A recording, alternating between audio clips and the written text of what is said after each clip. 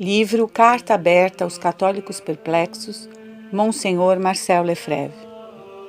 2. Mudam a nossa religião. Preciso dissipar logo de início um mal-entendido, de maneira a não ter mais que retornar ao assunto. Eu não sou um chefe de movimento, muito menos o chefe de uma igreja particular. Não sou, como não cessam de escrever, o chefe dos tradicionalistas. Chegou-se a qualificar certas pessoas de lefrevistas, como se tratasse de um partido ou de uma escola. É um abuso de linguagem. Não tenho doutrina pessoal em matéria religiosa. Eu me ative toda a minha vida ao que me foi ensinado nos bancos do seminário francês de Roma, a saber, a doutrina católica, segundo a transmissão que dela fez o magistério, de século em século, desde a morte do último apóstolo, que marca o fim da revelação. Não deveria haver nisso um alimento próprio a satisfazer o apetite do sensacional que experimentam os jornalistas e, através deles, a opinião pública atual. No entanto, toda a França ficou em alvoroço no dia 29 de agosto de 1976, ao saber que eu ia rezar missa em Lille. Que haveria de extraordinário no fato de um bispo celebrar o santo sacrifício? Tive de pregar diante de uma plateia de microfones e cada um de meus ditos era saudado como uma declaração retumbante. Mas que dizia eu a mais do que poderia dizer qualquer outro bispo? Ah, eis aí a chave do enigma. Os outros bispos, de alguns anos para cá, não diziam mais as mesmas coisas. Vocês os ouvem falar frequentemente do reinado social de nosso Senhor Jesus Cristo, por exemplo? Minha aventura pessoal não cessa de me surpreender. Esses bispos, na sua maioria, foram meus condiscípulos em Roma, formados do mesmo modo. E eis que, repentinamente, eu me encontrava inteiramente só. Eles tinham mudado, renunciavam ao que tinham aprendido. Eu, que nada tinha inventado, continuava o mesmo. O cardeal Garrone chegou a dizer-me um dia: enganaram-nos no seminário francês de Roma. Enganaram-nos em quê? Não havia ele, antes do concílio, feito às crianças de seu catecismo recitar milhares de vezes o ato de fé? Meu Deus, eu creio firmemente em todas as verdades que revelastes e que nos ensinais por meio de vossa igreja, porque vós não podeis nem vos enganar, nem nos enganar? Como todos esses bispos puderam metamorfosear-se desta maneira? Vejo uma explicação no seguinte: eles permaneceram na França, deixaram-se infectar lentamente. Na África, eu estava protegido. Regressei justamente no ano do concílio. O mal já estava feito. O Vaticano II não fez mais do que abrir as comportas que retinham a onda destruidora. Num abrir e fechar de olhos, antes mesmo do encerramento da quarta sessão, sucedia a derrocada. Tudo ou quase tudo ia ser levado de roldão, a começar pela vida de oração. O católico que tem o sentido e o respeito de Deus fica chocado pela maneira como fazem rezar hoje em dia. Qualificaram-se de repetições enfadonhas as fórmulas aprendidas de cor. Não as ensinam mais às crianças. Elas não figuram nos catecismos, à exceção do Pai Nosso, numa nova versão de inspiração protestante que obriga ao tratamento por tu. Tratar a Deus por tu, de um modo sistemático, não é sinal de uma grande reverência e não salienta o gênio de nossa língua que nos oferece um tratamento diferente conforme nos dirigimos a um superior, a um parente, a um companheiro. Neste mesmo Pai Nosso pós-conciliar, pede-se a Deus que não nos submeta à tentação, expressão no mínimo equívoca, ao passo que nossa tradução francesa tradicional constitui um aperfeiçoamento em relação à fórmula latina, calcada bastante inabilmente no hebraico. Que progresso houve aí? O tratamento por tu invadiu o conjunto da liturgia vernácula. o Nouvelle Missel des Mimanches o emprega de um modo exclusivo e obrigatório, sem que se vejam as razões de tal mudança, tão contrária aos costumes e à cultura francesa. Fizeram-se testes nas escolas católicas com crianças de 12 e 13 anos. Só alguns sabiam de cor o Pai Nosso, em francês naturalmente, outros poucos a Ave Maria. Com cerca de uma ou duas exceções, essas crianças ignoravam o símbolo dos apóstolos e eu, pecador, os atos de fé, de esperança, de caridade e de contrição, o Ângelus, o Lembrai-vos. Como saberiam eles tudo isso, uma vez que a maior parte nem mesmo jamais ouviu falar deles? A oração deve ser espontânea. É preciso falar a Deus sem preparação, disse agora, e se desdenha a maravilhosa pedagogia da Igreja que cinzelou todas essas preces às quais os maiores santos recorreram. Quem encoraja ainda os cristãos a fazer a oração da manhã e da noite em família, a recitar antes e depois das refeições o Benedicite e as graças? Soube que em numerosas escolas católicas não se quer mais rezar no início das aulas, tomando como pretexto que existem alunos não católicos ou pertencentes a outras religiões e que não se deve chocar sua consciência nem ostentar sentimentos triunfalistas. Dão-se congratulações por acolher nessas escolas uma grande maioria de não católicos e mesmo de não cristãos e por nada fazer para conduzi-los a Deus. Os alunos católicos, estes, devem ocultar sua fé sob o pretexto de respeitar as opiniões de seus colegas. A genuflexão não é mais praticada a não ser por um número restrito de fiéis. Foi substituída por uma inclinação de cabeça ou, na maioria das vezes, por absolutamente nada.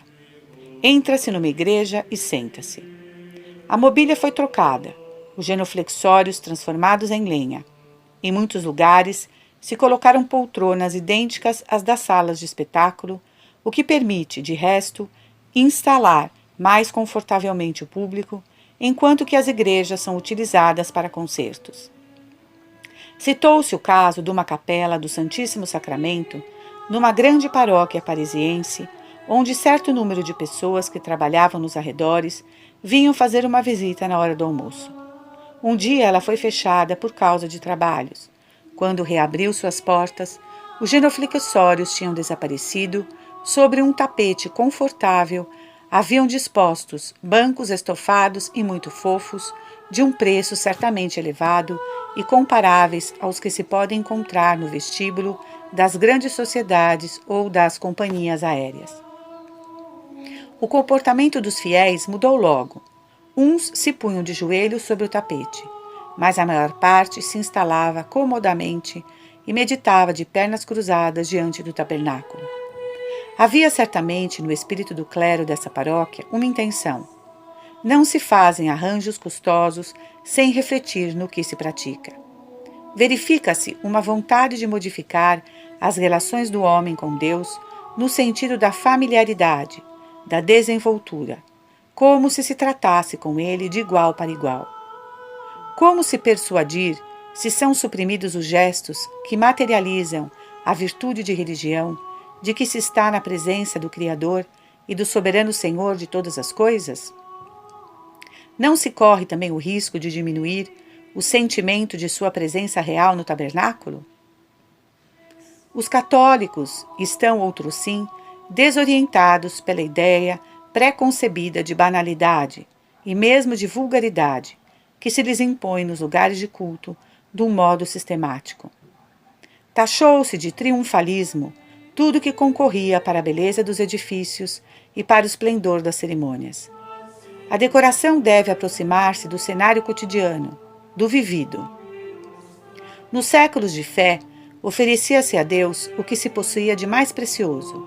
É na igreja do lugarejo que se podia ver o que justamente não pertencia ao universo cotidiano. Peças feitas de ouro, obras de arte, tecidos finos, rendas, bordados, estátuas da Santíssima Virgem, coroada de joias. Os cristãos faziam sacrifícios financeiros para honrar o Altíssimo com o que tinham de melhor. Tudo isso concorria para a oração, ajudava a alma a elevar-se. É um proceder natural ao homem. Quando os reis magos se dirigiram ao pobre presépio de Belém, eles levaram ouro, mirra e incenso. Brutalizam-se os católicos, fazendo-os rezar num ambiente trivial, em salas polivalentes, que não se distinguem de nenhum outro lugar público, ficando às vezes mesmo aquém desses. Aqui e ali, abandona-se uma magnífica igreja gótica ou românica para construir ao lado uma espécie de hangar despojado e triste, ou então se organizam eucaristias domésticas, em salas de refeição e até em cozinhas. Me falaram de uma dessas, celebrada na residência de um defunto na presença de sua família e de seus amigos. Após a cerimônia, tiraram o cálice e sobre a mesma mesa, coberta com a mesma toalha, preparou-se uma refeição. Durante esse tempo, a algumas centenas de metros, os pássaros estavam sós a cantar os louvores do Senhor, em torno da igreja do século XIII, ornada de vitrais magníficos. Aqueles dentre vocês, leitores, que conheceram a anteguerra, recordam-se certamente do fervor das procissões de Corpus Christi, com os múltiplos altares, os cantos, os turíbulos, o ostensório resplandecente levado pelo sacerdote à luz do sol, debaixo do pálio bordado a ouro, os estandartes, as flores, as campainhas. O sentido de adoração nascia na alma das crianças e nela se incrustava para toda a vida. Esse aspecto primordial da oração parece muito negligenciado. Querem alegar ainda a evolução necessária, os novos hábitos de vida? Os embaraços do trânsito de veículos não impedem as manifestações de rua. Os que delas participam não experimentam nenhum respeito humano para exprimir suas opiniões políticas ou suas reivindicações justas ou não. Por que somente Deus seria posto de lado? Porque apenas os católicos deveriam abster-se de render-lhe o culto público que lhe é devido? O desaparecimento quase total das procissões não tem por origem um desprezo dos fiéis. Ele foi prescrito pela nova pastoral, que, não obstante, avança sem cessar na busca de uma participação ativa do povo de Deus. Em 1969, um pároco da região de Oice era destituído por seu bispo depois de ter recebido a proibição de organizar a procissão tradicional de Corpus Christi. Mesmo assim, a procissão se realizou e atraiu 2 vezes mais pessoas do que a cidade possuía de habitantes. Pode-se dizer que a nova pastoral, aliás, em contradição neste ponto com a Constituição Conciliar sobre a Santa Liturgia, afina-se com as aspirações profundas dos católicos que se mantêm apegados a tais formas de piedade? Em troca, o que se lhes propõe? Pouca coisa, pois o serviço do culto se reduziu rapidamente. Os padres não celebram mais o santo sacrifício todos os dias e concelebram o resto do tempo. O número das missas diminuiu em grandes proporções. No campo é praticamente impossível assistir à missa durante a semana. No domingo é necessário tomar uma condução para se dirigir à localidade a qual cabe a vez de receber o sacerdote do setor. Numerosas igrejas da França foram definitivamente fechadas. Outras só são abertas algumas vezes por ano. Junte-se a isso a crise de vocações, ou antes, a crise do acolhimento que lhes é dado, a prática religiosa se tornou mais difícil de ano para ano. As grandes cidades são, em geral, melhor servidas, mas na maior parte do tempo é impossível comungar, por exemplo, nas primeiras sextas-feiras ou nos primeiros sábados do mês. Não se deve mais pensar, naturalmente, em missa diária. Em muitas paróquias, elas se celebram por encomenda, por um grupo determinado, em hora combinada, e de tal sorte que o transeunte, ao entrar casualmente, sente-se estranho a uma celebração recheada de alusões às atividades e à vida do grupo. Lançou-se o descrédito sobre o que se chamou de celebrações individuais em oposição às celebrações comunitárias.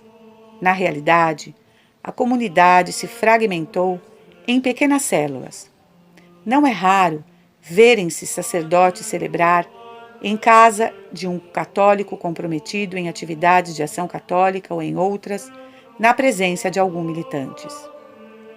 Ou então, o horário do domingo de manhã se encontra repartido entre as diferentes comunidades linguísticas: missa portuguesa, missa francesa, missa espanhola. Numa época na qual as viagens ao estrangeiro se multiplicaram, os católicos são levados a assistir a missas nas quais eles não compreendem uma palavra sequer. Isso ainda se lhes faça entender que não é possível rezar sem participar. Como fariam eles?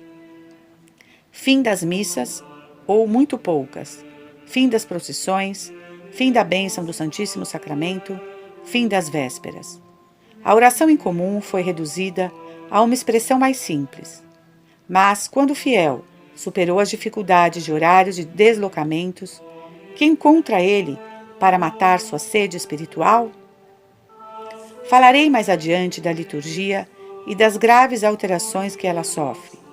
Mantenhamo-nos, por agora, mais no exterior das coisas, nas formas dessa oração comum. Muito frequentemente, o clima das celebrações choca o senso religioso dos católicos. É a intrusão dos ritmos profanos com todas as espécies de instrumentos de percussão, a guitarra, o saxofone. Um músico responsável pela música sagrada, numa diocese do norte da França, escrevia, apoiado por numerosas personalidades eminentes do mundo musical: apesar da linguagem atual, a música destes cantos não é moderna. Este estilo musical não é novo, mas se praticava em lugares e ambientes muito profanos, cabarés, discotecas, frequentemente com danças mais ou menos lascivas, expressas ridiculamente com nomes estrangeiros. Foi-se levado ao balanço, ao swing. Todos têm o desejo de se agitar. Eis uma expressão corporal, certamente estranha à nossa cultura ocidental, pouco favorável ao recolhimento e cujas origens são turvas. Na maior parte do tempo, nossas assembleias, que já experimentam a tendência de misturar as notas negras e as colcheias numa medida de 6/8, não respeitam o ritmo exato, e a bateria falha. Então não se tem mais o desejo de se agitar, mas o ritmo se torna informe e faz acentuar ainda mais a pobreza habitual da linha melódica. Como fica a oração nisso tudo? Felizmente parece que em mais de um lugar se voltou a costumes menos bárbaros. Agora, os que querem cantar são submetidos às produções dos organismos oficiais especializados na música de igreja, pois nem se cogita utilizar a maravilhosa herança dos séculos passados. As melodias habituais, sempre as mesmas, são de uma inspiração muito medíocre. Os trechos mais elaborados, executados por corais, ressentem-se da influência profana, excitam mais a sensibilidade do que penetram na alma, como faz o gregoriano. As palavras inventadas, com vocabulário novo, como se um dilúvio tivesse destruído todos os antifonários, nos quais, mesmo querendo fazer coisa nova, poderiam se ter inspirado, adotam o estilo do momento e logo saem da moda. Não são mais compreensíveis depois de um espaço de tempo muito curto. Inumeráveis discos, destinados à animação das paróquias, difundem paráfrases de salmos, que se têm, aliás, como tais e que suplantam o texto sagrado da inspiração divina. Por que não cantar os próprios salmos? Apareceu uma novidade há pouco tempo. Cartazes afixados na entrada das igrejas diziam: para louvar a Deus, batei palmas. Então, no decurso da celebração, há um sinal do animador, os assistentes levantam os braços acima da cabeça e batem palmas em cadência, com entusiasmo, produzindo um barulho insólito no recinto do santuário. Esse gênero de inovação, sem ligações com nossos hábitos, mesmo profanos, que tenta implantar um gesto artificial na liturgia, sem dúvida não terá futuro. Ele contribui, não obstante, para desencorajar os católicos e aumenta a sua perplexidade. Poderíamos abster-nos de frequentar as Gospel Nights, mas que fazer quando essas práticas desoladoras se apoderam das raras missas de domingo? A pastoral de conjunto, segundo o termo adotado, constrange o fiel a gestos novos, cuja utilidade ele não percebe, que vão contra sua natureza. É preciso, antes de qualquer coisa, que tudo se faça de maneira coletiva, com mudanças de palavras, mudanças de evangelho, mudanças de objetivos, com apertos de mão. O povo segue relutando, como demonstram as cifras. As últimas estatísticas acusam uma nova baixa entre 1977 e 1983 na frequência à comunhão, enquanto que a oração pessoal conhece uma ligeira ascensão. A pastoral de conjunto, portanto, não conquistou o povo católico. Eis o que leio no boletim paroquial da região parisiense. Há 10 anos, a missa das 9h30 possuía de vez em quando um estilo um pouco particular, no sentido de que a proclamação do Evangelho era seguida de uma conversa na qual os fiéis se reencontravam em grupos de uma dezena. De fato, na primeira vez que se tentou tal celebração, 69 pessoas constituíram grupos, 138 ficaram à parte. Poder-se-ia pensar que, com a ajuda do tempo, esse fato se iria modificando. Não aconteceu nada disso.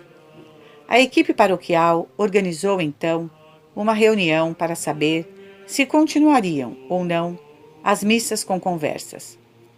Compreende-se que, tendo 2/3 dos paroquianos resistido até então às novidades pós-conciliares, não tenham ficado encantados por essas conversas improvisadas em plena missa. Como é difícil ser católico hoje! A liturgia francesa, mesmo sem conversa, atordoa os assistentes sob um fluxo de palavras. Muitos se queixam de não poder rezar durante a missa. Então, quando rezarão eles? Os católicos desconcertados ouvem propostas de receitas que são sempre aprovadas pela hierarquia, contanto que elas se afastem da espiritualidade católica. O yoga, o zen, são as mais estranhas. Orientalismo desastroso que coloca a piedade em caminhos falsos, pretendendo conduzir a uma higiene da alma. O que dizer dos danos da expressão corporal, degradação da pessoa ou mesmo tempo de exaltação do corpo, contrária à elevação para Deus? Essas modas novas, introduzidas até nos mosteiros de contemplativos, com muitas outras, são extremamente perigosas e dão razão àqueles que ouvimos dizer: mudam a nossa religião.